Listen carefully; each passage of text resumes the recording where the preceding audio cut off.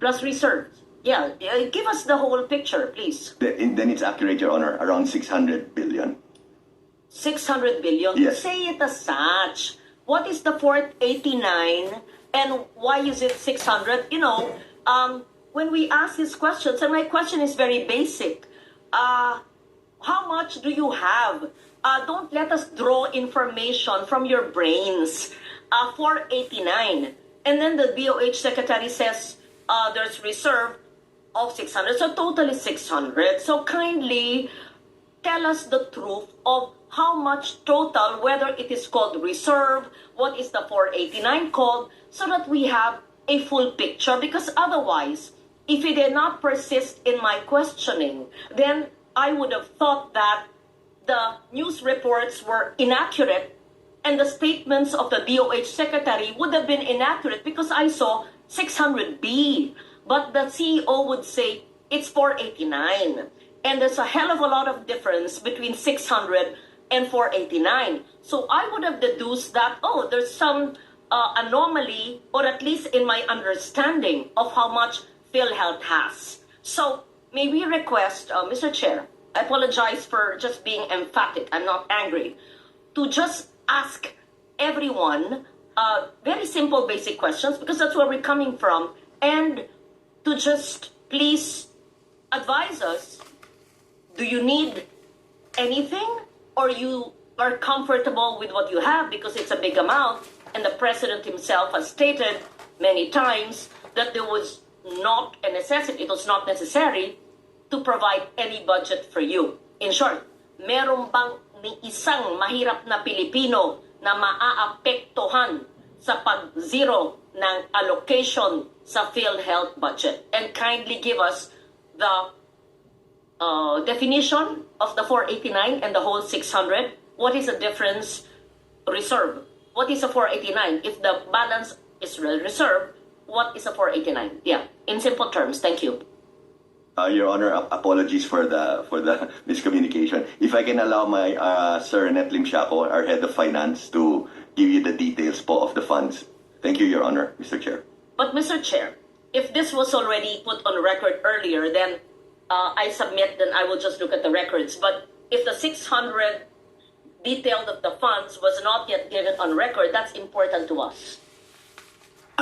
Iba ang 600 sa 489. Ano ba talagang exact, no, I mean, anong exact amount ng inyong reserve fund? 600, may lumalabas na 600, sabi niyo 489. That's why, Mr. Chair, I had to correct them because when I talked to the CEO just now, he said 489 and the DOH secretary said 600 and the reports in media to the public is 600. That is why he admitted it's actually 600. So kindly give us the breakdown of the 600 billion, and if the difference between 600 and 489 is reserve, how do you determine what is reserve? What is the reserve definition of terms used for? What is a 489? And give us the breakdown, please.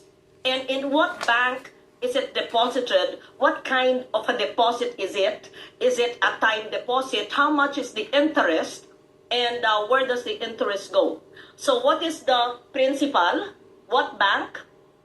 Who's the account officer in charge? Are these several banks? What is the, give us the details of the 600. Is it 600B? 600.1001? I mean, ano ba? Detalya po. The Filipino people need to know. And my second question would be, meron ba ni isang Pilipino na maaapektuhan dahil siniro? Hindi kami ha, wala ako sa BICAM ha, na siniro ang PhilHealth.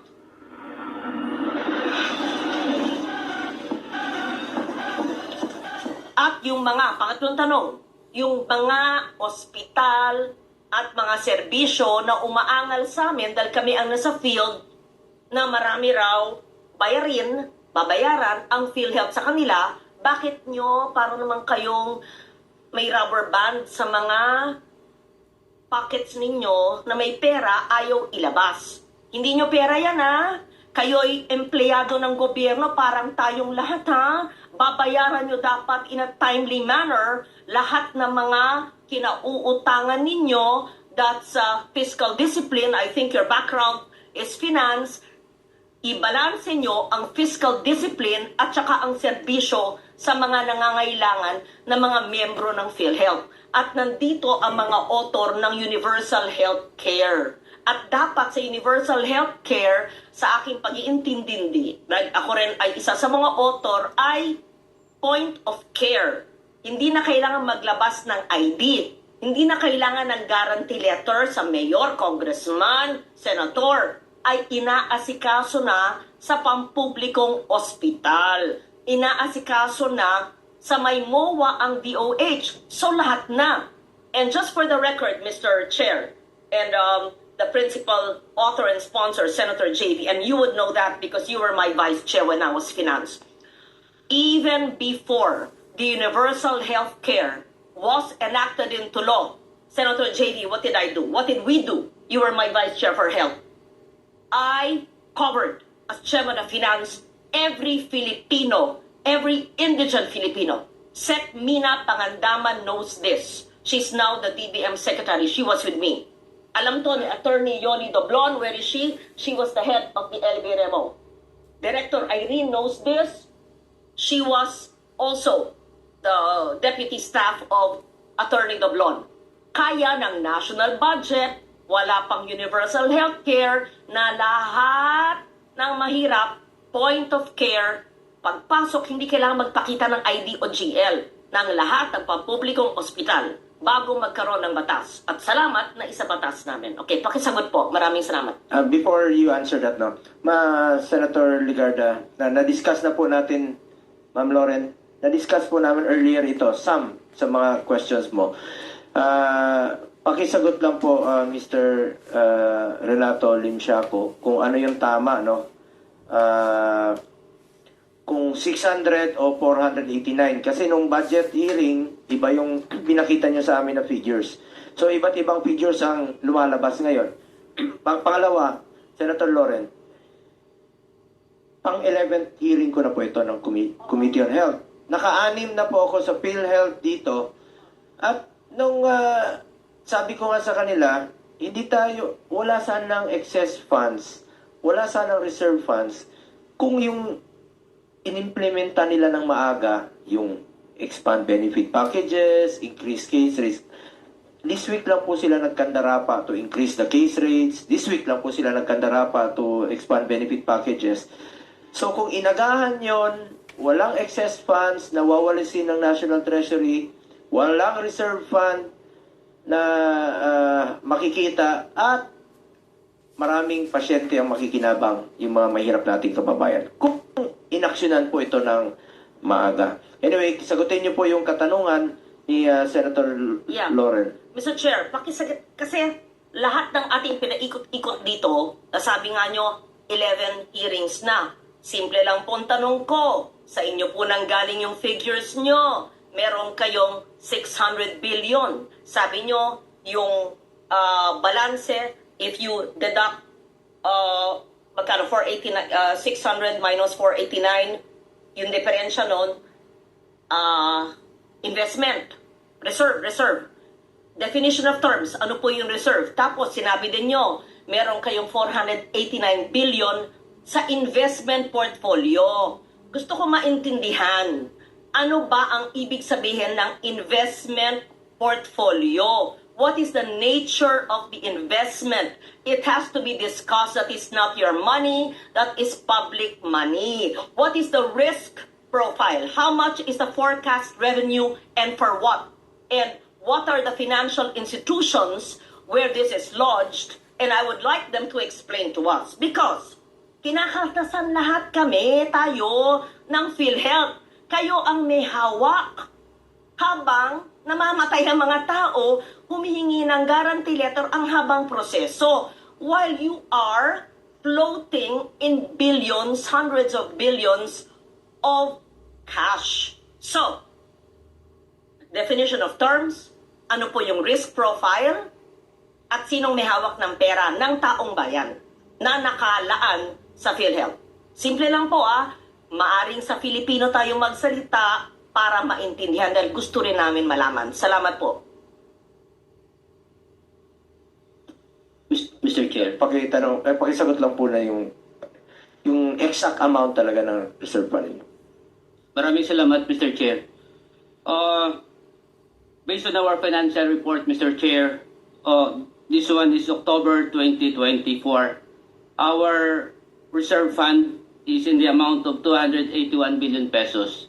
This reserve fund is provided in the law that the PhilHealth should set up a reserve fund equivalent for its 2 years operation. So 281 billion pesos. And we have a surplus of 150 billion pesos, meaning from our members' equity minus the reserve fund of 281, the difference, the surplus or the excess is 150 billion pesos. Mr. Chair, honorable members of the committee. Now, as to our investment, Sandali po. Yung 281, sabi nyo, nakasaad po sa batas Apo. na kailangan. O sige, pakita nyo mamaya yung provision sa batas, creating PhilHealth, right? Or the universal healthcare, which? opo, Which? Ano opo? Dalawa po. The batas, yung batas creating PhilHealth or the universal healthcare law. Hindi po opo. Ano po sa dalawa? Ang nagsaad sa batas. At kung meron po kayong provision, pakilagay sa record para maliwanag po, para hindi whim, para malaman ng taong bayan na may basihan. So kung 281 reserves, ipaliwanag nyo anong ibig sabihin ng reserves. Anong batas ang nagsasaad na kailangan may 281 nakareserba. Pangalawa, yung 150 billion in surplus, paliwanag din nyo po ano yung basis niyan. Batas rin ba? Kami ba ang gumawa ng batas? Or ito ba ho? Ano ang sinusunod nyo? Tapos, i-add natin si 281 at saka si 150 mula sa 600, yung balanseng yun, akin na, saan po yun ginagamit? Yan. Salamat po. maraming salamat, Mr. Chair, Honorable Ligarda. Now, on the reserve fund po, Republic Act 7875 or the PhilHealth law, mayroon po yung provision. And of course, it is also stated here in Section 11 of the Universal Healthcare Law that Program Reserve Fund, PhilHealth shall set aside a portion of its accumulated revenue not needed to meet the cost of the current year's expenditures as reserve fund, provided that the total amount of reserve fund shall not exceed a ceiling equivalent to the amount actuarially estimated for 2 years projected program expenditures. So ito po yung basis po natin why we gonna set up the 2-year reserve fund in the in compliance with this provision, Mr. Chair, Honorable Ligarda. We see Section 11 of the reserve funds, and of course, it does not state the amount because amounts will differ. But based on the definition of Section 11, is 281 compliant with it, or is it over the compliance? Mr. Chair, Honorable Ligarda, this computation calculated by our Department of Finance and adopted by the management, by the board, that the reserve fund for our FS in the year 2024 in the amount of 281 billion. Proceed po with 150 surplus. Define po, pakipaliwanag po ano ang surplus. Ang pagkaintindi namin ng surplus ay extra, sobra. Okay. So reserve, surplus, may 431 billion pa kayo. Ayan. Paliwanag nyo yung ibig sabihin ng surplus at yung basihan ng surplus. Tapos yung 431, nandun na tayo. Paliwanag po nyo yung paggamit ng 431 at saan po naka-invest, ano po yung interest, ano yung risk. Thank you.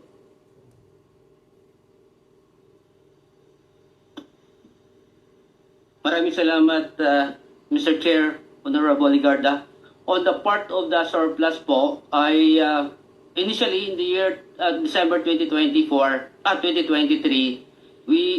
wala ho tayong na-set up ng ganito. The initial that we have reserve ay 464 billion pesos. Now, with that computation of the EOF and adopted by PhilHealth, so yung sobra doon ay yun ang tinatawag natin na surplus. Now, for year 2024, sa beginning balance, in-add natin po yung income of PhilHealth na as September mayroon ho tayong 46 billion.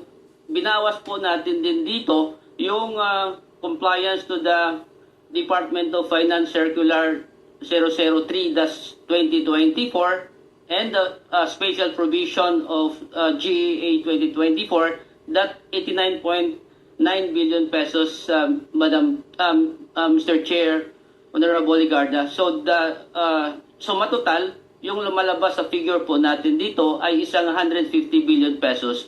So ito po, yung 150 billion pesos po, ay po pwede po natin to improve our benefits or to reduce our contribution.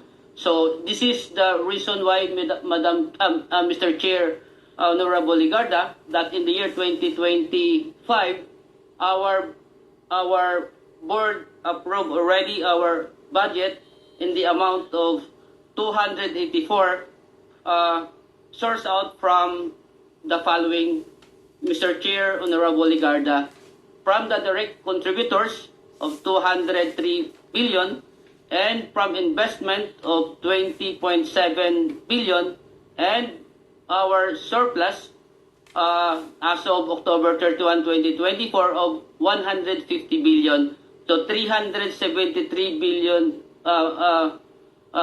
Mr. Chair, Honorable Ligarda, is our source of income in our COB, Corporate Operating Budget, in the year 2025, approved by the board of the amount of 284.1 billion, Mr. Chair, Honorable Ligarda po.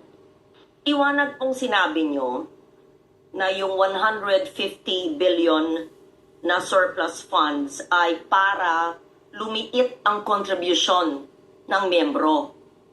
Opo. Okay. Ano po ang ginagawa ninyo para lumiit ang contribution? Pangalawa. At ito ba'y na-implement na? Pangalawa, sabi nyo para mag-improve ang services. Anong karagdagan benepisyo o services ang mabibigay nyo sa taong bayan dahil yun ang pakay o gamit ng 150 billion? Thank you. Yango. Mr. Chair, Honorable Ligarda, on the part of The questions. What is your position? Can I see? Senior Vice President, Mr. Ledesma, are you familiar with these issues or you're new so you're leaving it to your SVP? I can answer the issues, Your Honor. It's just that for the finance-related issues, I felt... Okay, feel free to answer, please. And Mr. I can't see the person answering. Mr. Limishaco has been with PhilHealth for a while. Okay. Oh, both of you can answer, please. Yeah, thank you. Maraming salamat po, Honorable Ligarda. On the part of PhilHealth po, as provided by law or ang nakalagay. So we are more on the expansion of benefits. Now, as presented this morning, Honorable Ligarda and members of the committee, our board, through our secretary po, Chairman of the Board Secretary Herbosa, approved the 50% across the board increase. The other recent board meeting, that 50% po of the across the board estimated actuarially at the amount of 97 billion pesos. So aside from that 50%, Mr. Chair, there are other benefit packages that PhilHealth expand or implement initially for approved by the board and ready for implementation in the year 2025. The 50% expansion of benefits, did you discuss that this morning? Did you show under the present package ito, the expansion ito, 97 billion ang cost nito? Did you do that, sir? Mr. Chair, hindi po natin nagawa ngayon, but we can come up with a report po. Please Maybe say it natin now. sa That's inyo. very important. That's very important. people have to understand where their money is going. So, I will not wait for the 12th hearing. Opo, ngayon po, pakisabi po. In simple terms, in Filipino or English, whichever, name the present package benefits. It won't take you 60 seconds. And what are the expanded benefits for the expanded package, and why will it cost us or the Filipino people 97 billion? Please explain.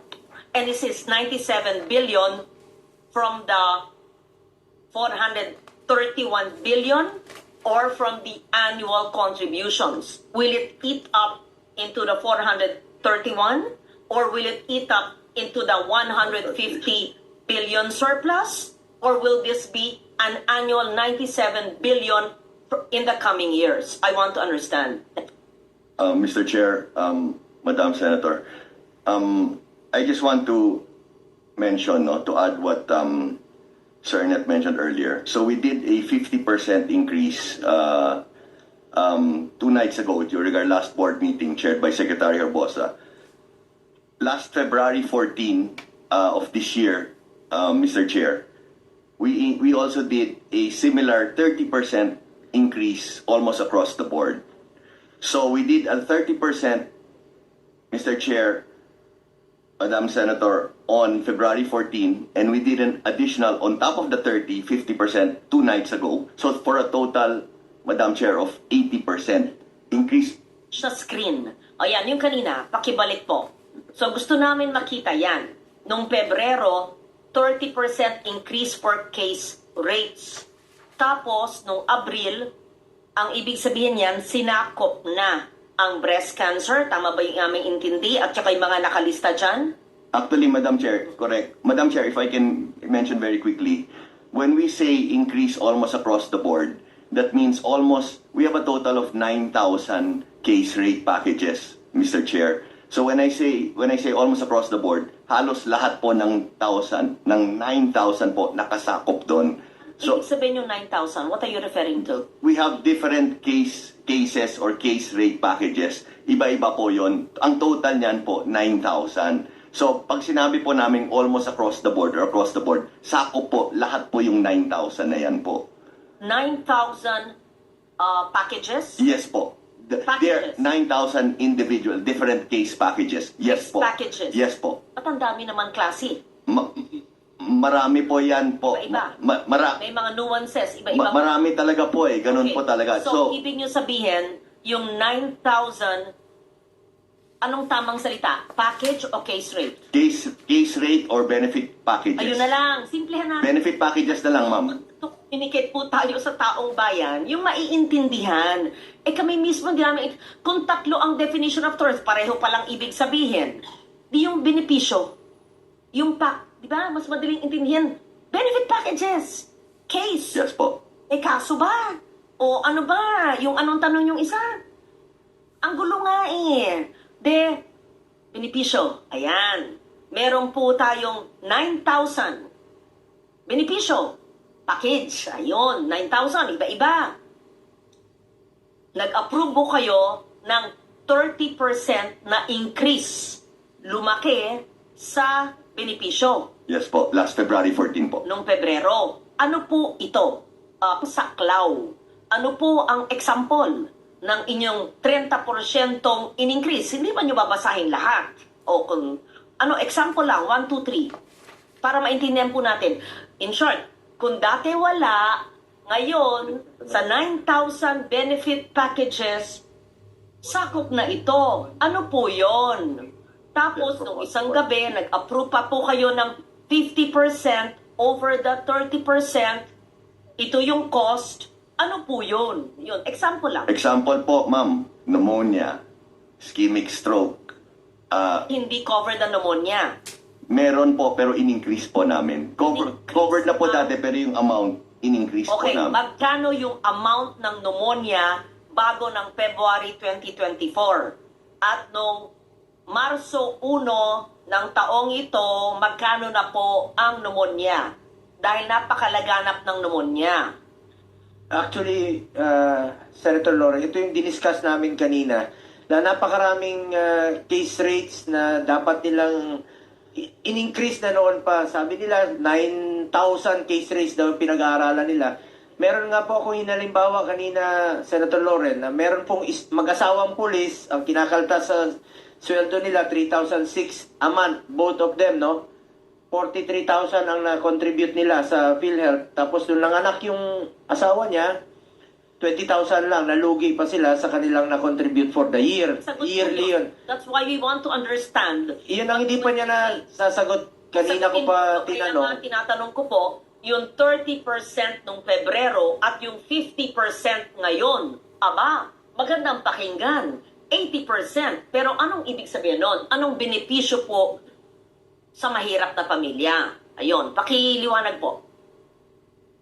Bakit naman, kanina may ibang sumagot, ibang sasagot. Ano ba ito? Diba? Madam Chair, because COR, Chief Operating Officer, is the one who oversaw all of the Sige po, increase. sige So po, with your nakikinig permission po po. kami. Thank you Okay, po. Salamat yung po. 30%, example, pneumonia sinabi po nyo, dati naman covered na, pero explain to us please, when you increased in February and when you increased the other night, ano pong ibig sabihin nun? Mr. Chairperson, Honorable Senator Ligarda, yung case packages po, all case rates na lang po, isang term lang gamitin, all case rates, ang coverage po ito is lahat ng diseases and lahat ng procedures, lahat ng surgeries na ginagawa. Ito po yung case rates para, again, sa lahat ng sakit and lahat ng procedures, including surgical procedures na ginagawa sa hospital, sa facilities, sa lahat ng accredited na healthcare provider. So, meron pong more than 9,000 case packages and in-increase po lahat ng case packages, in-increase natin ng 30% across the board. Lahat po. May exception lang po yung inuna natin na pag-increase dahil covered sila ng top 10 most burdensome disease, hiniwalay po natin ito. So, at present po, nag-increase tayo ng 30% across the board. Kasi hindi natin maintindihan ng mga across the board 30%.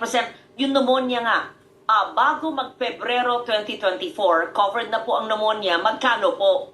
Tapos, nung ginawa nyong nag-increase ang 30%, nag-increase pa ng 50%, magkano na ang coverage pag pneumonia? Yan ang, pneumonia na muna.